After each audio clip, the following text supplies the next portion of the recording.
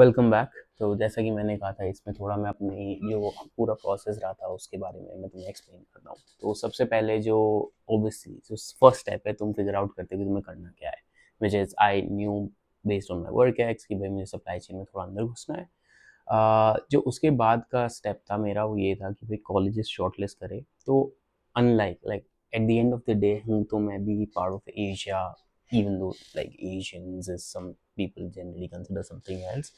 तो मेरा way of selection जो था कॉलेजेस का वो ये था कि भाई जो क्यूएस यूनिवर्सिटी रैंकिंग है वो खोलो। दूसरी साइड अमेरिका स्पेसिफिक जो है ना, एक उनकी वेबसाइट भी होती है जिसमें वो लोग रैंक करते हैं। दोनों वेबसाइट खोली रखी, टॉप 15 दोनों से उठाए, एक लिस्ट बनाई। तो वो I think eight the and ऐसे 22-25 कॉलेजेस की बनी। अब मेरा जो था ये था कि भाई मैं मेरे बस की जीआरई जी मैट के लिए प्रिपेयर करना नहीं था, क्योंकि अगर मेरे पास टाइम होता तो मैं कैट कर लेता। मैं जाके इंडिया में बड़े आईएम में बैठता। उतने एक्चुअली ऑलमोस्ट उतने पैसे लग जाते। बट एनीवे, कमिंग बैक, तो मुझे नहीं करना था। तो जब मैंने वो शॉर्ट लिस्ट में सब कुछ हटाया इधर उधर से, देखे top colleges logistics supply chain related, तो लास्ट में वो लिस्ट रह गई थी 12 कॉलेजेस की। अब ये वो 12 कॉलेजेस थे जिसमें या तो जी मैट जी आर ई नहीं चाहिए था, और या तो मेरे वर्क एक्सपीरियंस और मेरी पुरानी डिग्री के बेसिस कॉम्बिनेशन पे मुझे जी मैट जी आर ई वेवर मिल रहा था। तो मैंने कहा कि चलो ठीक है। तो अब वो लिस्ट बनाई, एक बढ़िया एक्सेल क्रिएट किया जिसमें deadline, first deadline, second deadline, time to deadline, status, SOP, सब सब रेडी, सब तुम्हारा भाई ने ऐसे बिल्कुल ट्रैकर बनाया, क्योंकि एक्सेल ठीक है। अब ये सब बन गया। तो मैंने अप्लाई किया। सबसे पहली डेट आ रही थी हमारी एरिजोना स्टेट यूनिवर्सिटी की। एएसयू ऐसे सुनने में लगता है कि पता नहीं मतलब है क्या है, लेजिट भी है। But ASU is like one of the best colleges for supply chain. I didn't know, but जब लिस्ट निकाली गई लोगों से थोड़ा ऐसे इधर उधर रिसर्च की गई, it's a great college for supply chain. मैंने एएसयू अप्लाई किया। सबसे पास में उसकी डेड सो सॉरी सबसे पास में डेडलाइन थी यूएससी की। मैंने यूएससी अप्लाई कर दिया, बट उसमें लोगों ने ऑलरेडी लिखा था कि यूएससी से कोई आंसर एक्सपेक्ट मत करना 2-3 महीने से पहले। तो मैंने वो किया और मैं भूल गया। उसके बाद जो क्लोजेस्ट डेट थी सबमिशन की वो थी एएसयू की। एएसयू मैंने अप्लाई किया, और एएसयू ने मुश्किल से मुश्किल 7-8 दिन में रिजल्ट दे दिया कि ये रहा तुम्हारा एक्सेप्टेंस लेटर, आ जाओ।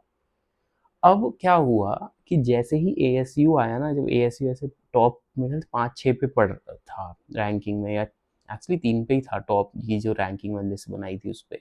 तो मैंने कहा अगर मेरे पास भाई टॉप 5 में से एक का एडमिशन आ गया है, तो नेचुरली अगर ये मान लो 5th पे भी है, तो मैं उसके नीचे वाले कॉलेजेस में क्यों अप्लाई करूँगा।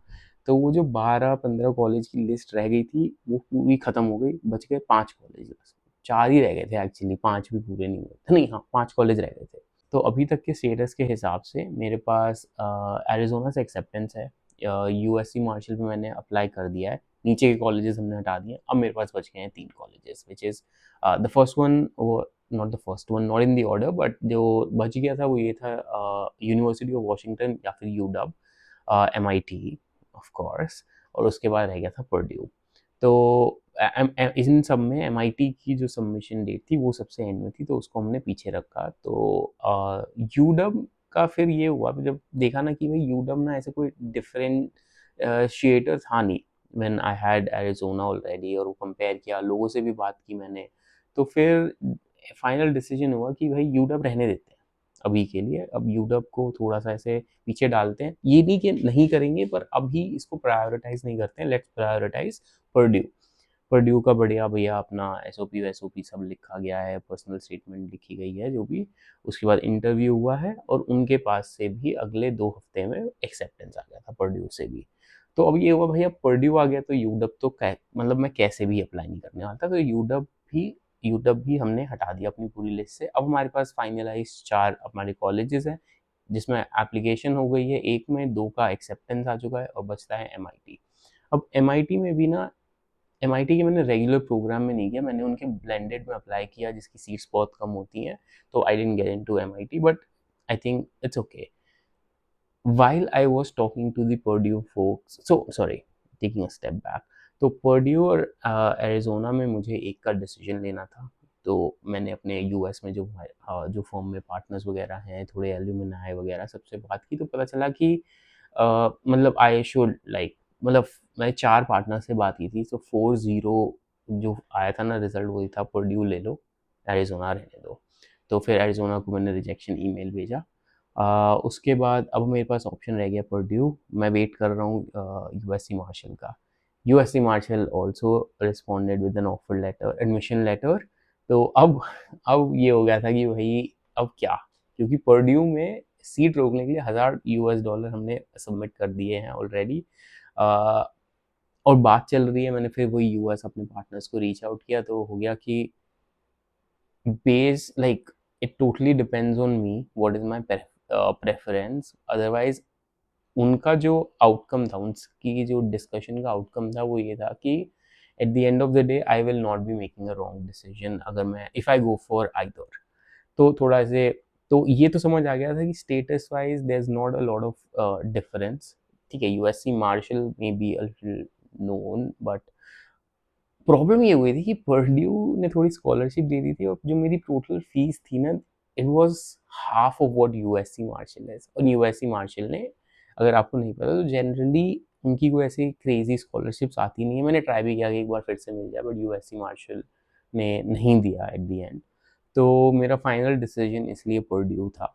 तो एज अ नेक्स्ट स्टेप क्या होता है कि आपने एक्सेप्टेंस भेज दिया, तो आपको ना यूनिवर्सिटी का जो भी international student body, not body sorry, office होगा ना, वो आपको रीच आउट करेगा फॉर फाइनेंशियल डॉक्यूमेंटेशन। तो आप वो भेजते हैं, फिर वो आपको एक I-20 डॉक्यूमेंट भेजेंगे, और उसके बाद जो भी आपकी नियरेस्ट एम्बेसी होगी यूएस की, आपको वहाँ जाना है, अपॉइंटमेंट लेनी है, वीज़ा लेना है, और फिर you are on your way to US. अब जो ये वीज़ा वाला है सारा प्रोसेस, ये मैं तुम्हें एक्सप्लेन करता हूँ थोड़ा सा। अलग वीडियो बना रहा हूँ उसके लिए, ताकि ना मतलब ऐसे तुम्हें पूरा ये बकर ना सुननी पड़े। लेकिन मेरा वीज़ा ऐसा समझो कि मैं क्या अगस्त में शुरू हो रही है मेरी क्लासेस, बट मार्च, मिड मार्च में मेरे पास वीज़ा आ चुका था, लकीली, बिकॉज मैं यहाँ सिंगापुर रहता हूँ इसलिए। इंडिया में होता तो मे बी मुझे ये चीज़ और टाइम लगती और अभी तक नहीं आया होता, अपॉइंटमेंट ना मिली होती, जो भी। But those are all real problems, practical problems, तो मतलब ठीक है।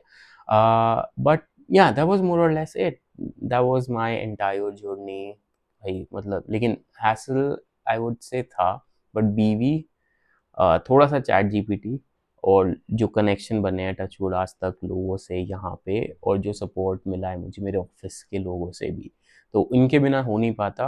बट या अभी के लिए इस वीडियो को यहाँ ख़त्म करते हैं, बहुत ज़्यादा बकवास हो चुकी है।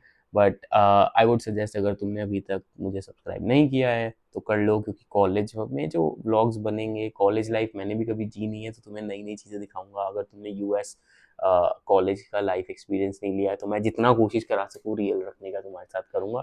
सो कर लो यार सब्सक्राइब, क्या जा रहा है तुम्हारा। ठीक है, I will see you in the next video, तब तक के लिए